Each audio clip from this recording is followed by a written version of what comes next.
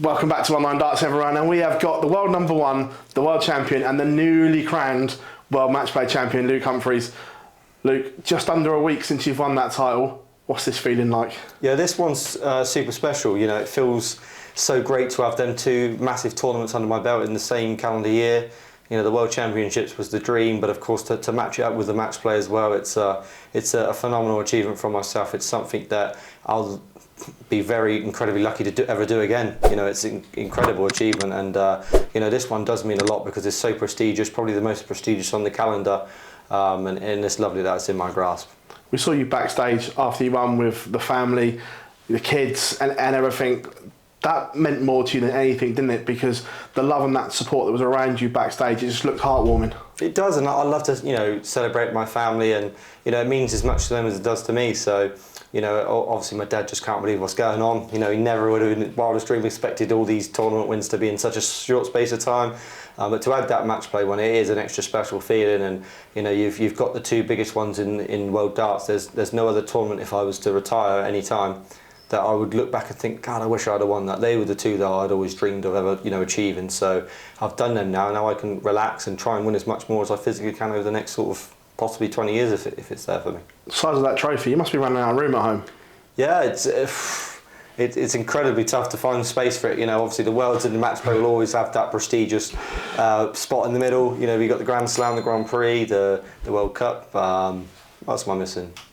Players' Championships, you know, you got so many trophies, and they all come with replicas as well. So I thought, you know, you put the replicas away and leave the proper trophies out, and then if you know you lose one, then you can bring the replica one out, and it's still there. So yeah, there's not much room left, but I might have to buy a bigger house if I keep winning. There's so many trophies. It was interesting. Obviously, I read social media, and you know that, and looking at the things that you did and said across the match play, people said we're now seeing Luke Humphries, and we're liking this, that you don't, over the last 2 years, you haven't given a lot away. You've always said the right thing, so to speak, and not been too controversial. But at this match play, we saw you celebrate at big moments. We saw you give it as well. And when you were upset and you spoke your mind for probably the first time in a long time, do you feel comfortable in this new role?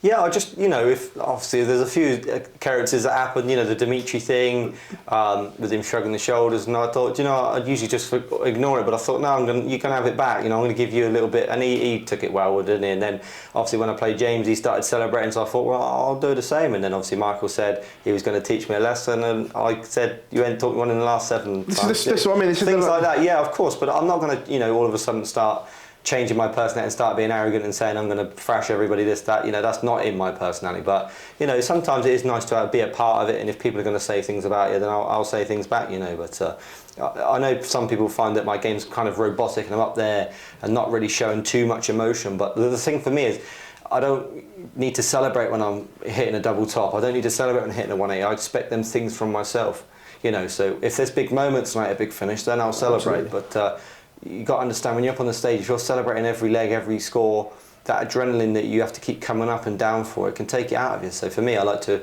keep all that energy inside me, and then obviously when I've won the game, then I can give it big. But yeah, of course, I'll say things if they need to be said, you know. But you know, maybe that's just that part of I've achieved a lot now, and I can enjoy it a bit more. For the first time this year, perhaps, do you feel that all eyes are on you, adding the match play to the World Championships? Because coming off the back of the World Championships, everyone was still talking about Luke Littler as well, and what he did was phenomenal, and what you two shared across this year has been superb. But do you actually feel that all eyes are on you now because of what you're doing on the board? Yeah, well, I think a lot of the fans sort of respect now and understand the things I've achieved and how incredible it is. You know, Luke obviously is fantastic with his social media presence and the people he meets and all the celebrities he meets and stuff like that. You know, if I was say if I was 18 years old and Luke was getting out, maybe I'd feel a little bit jealous, but I'm nearly 30 now. You know, these sort of meeting celebrities, that's not the top of my list anymore, you know. Doing things like that don't interest me, but for Luke, for a 17-year-old, it must be absolutely amazing, and I'd be doing the exact same thing with him, you know, mixing with him and enjoying himself. But you know, I'm nearly 30 now. I'm a family man. My life belongs at home, and cup of tea and curry, yeah, and stuff. Well, I'm not really a big soap fan, but you know, my life revolves around darts and family. So for me, I don't think I'd have the time to be able to do the things he does, but he's 17, man, go on, enjoy it, because that's what he deserves, and I'm just going to stick to the darts, to be honest, and you know, try and win as many trophies as I can. World Series coming up. I know you're excited to be going to Australia for the first time, but also it's a long time away from the family. Are you mentally prepared for what could be a tough 2 weeks off of the hockey? Yeah, I mean, it's a kind of a catch-22. I think I'm really looking forward to going because it's an amazing place, but then obviously being away for 2 weeks from my family, it's really tough, especially in the holidays. You know, it's the kids' holidays and you just want to spend all that time with them. And I don't really get that massive long break, to be honest, so it's unfortunate, but it's my duty to go and, you know, be world champion again in the World Series, which, you know, it's obviously amazing to be a part of, like I've said many times. So, you know, it is what it is. I'll enjoy the 2 weeks of playing in Australia and New Zealand. When I get back, then I go on a holiday, and obviously I miss a Pro Tour and a Euro Tour, I think it is, which has to be done. But yeah, that's when it gets into the busy end of the season. Then obviously, then all eyes are on the last 4 or 5 majors, whatever it is, in the back end. I remember when you started this journey and the World Championships, when the wheels almost came off and that thing. But since then, you've addressed so many things in your personal life, your career, mentally, physically. I remember you moved away, the boy from Newbury moved up north and everything like that. And just for how far you've come in a short space of time, does that show to everyone that you can change if it's not going right?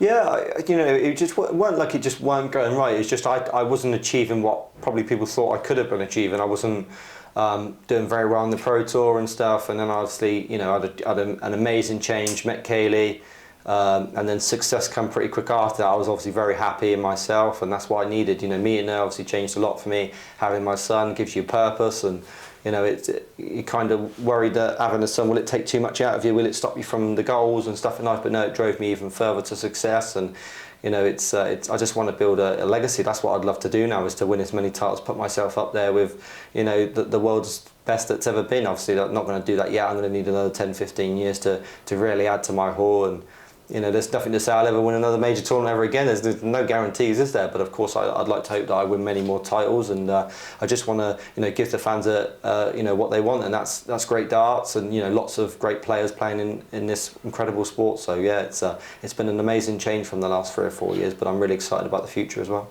Is your little boy picked up darts yet when he sees Dad on the TV? Do you know what? He loves watching me play darts. Yeah, like when I'm in the practice room throwing and he's there pointing at the dartboard, you know, and he wants to. The first thing he's done so far is just grab my darts and put them in the board. So the interest is there from him. But of course, if he wants to do it or not, it's totally up to him. But yeah, I think this Christmas I might sort of buy him a soft tip board and see if he enjoys it. But he does love you know, watching me play, which is obviously an exciting thing for him, because watching Daddy on TV is quite exciting. So yeah, we'll see. Maybe he might want to pick him up, and I'm going to have to pass the reins over to him in 20 years if it becomes good. That'd be quite exciting, wouldn't it? Yeah, it would be. Yeah, it would be quite exciting. But I won't be letting him play until I'm retired. You know what I mean? Yeah, none of this. No. You come when I'm finished. Look, the way you're smiling and like, this is like almost movie stories here. What you've done in a year. If you could finish the script for the rest of the year, what would it be like? I mean, without saying I'd want to win absolutely everything, I mean, just retaining my world title. That really would be the real fairy tale ending, really. You know, back-to-back world champion, then that's another exclusive club. Then you're not known as just the one time, you're known as a multiple world champion. You know, only Adrian Lewis, Gary Anderson, Phil, John Part and Michael are the only ones that's ever won 2 PDC World Championships. So, you know, it's a very exclusive club to be a part of, and that's something that I'd love to do. But yeah, I think I'd only be the 4th to do it back to back with Phil, Gary and Adrian. Yeah, so that's an exclusive club that I'd love to fulfil as well. But you know, you have to be perfect at World Championships, and you have to be in your best form. So hopefully, when I lead into the back end, it's all going right for me. Luke, absolute pleasure catching up with you here in Portsmouth, mate. Thank you very much. Thanks, Phil.